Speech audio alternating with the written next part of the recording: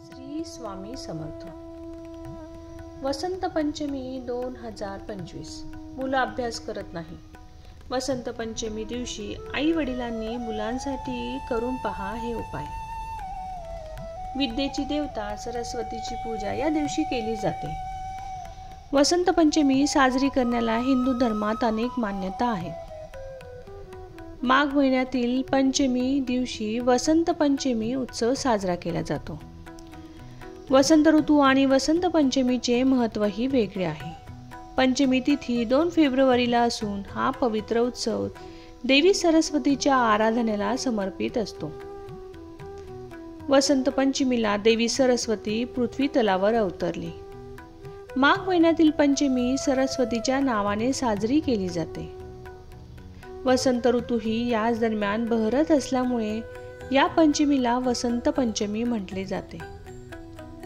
विद्येची देवता सरस्वतीची पूजा या दिवशी केली जाते. वसंत पंचमी साजरी करण्याला हिंदू धर्मात अनेक मान्यता आहे.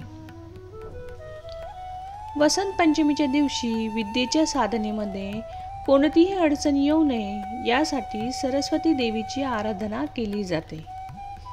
ही आराधना करण्यासाठी शुभ फल प्राप्त होण्यासाठी या दिवशी काही खास कामे सांगितली आहेत. वसंत पंचमीच्या दिवशी पूजा कशी करावी.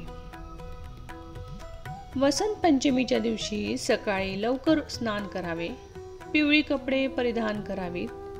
त्यानंतर पिवळ्या आसनावर बसून सरस्वतीची पूजा करावी. पूजेमध्ये पिवळ्या रंगाची फुले वापरावीत. वसंत पंचमीला 108 पिवळी फुले वाहिल्याने विशेष लाभ मिळतो. सरस्वतीचे स्तोत्राचे पठण करावे.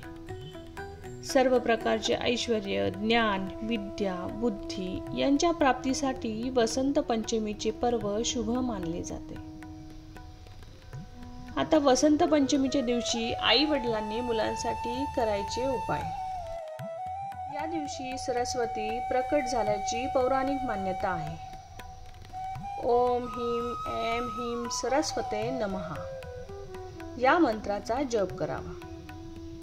या दिवशी वही, पुस्तके, लेखणी यांचे पूजन हे शुभ मानले जाते. या पूजनामुळे स्मरणशक्ती चांगली होते. सरस्वतीच्या पूजेमध्ये केशर आणि पिवळ्या फुलांचा वापर होतो. ज्योतिषशास्त्रानुसार या वस्तूचा उपयोग गुरुला प्रसन्न करण्यासाठी केला जातो. यामुळे ज्ञान आणि धनवृद्धी होते. वसंत पंचमीच्या पूजेला बुंदीचा प्रसाद हा अर्पण करण्याची पद्धत आहे. विद्यारंभ करण्यासाठी वसंत पंचमीचा दिवस हा अतिशय शुभ मानला जातो.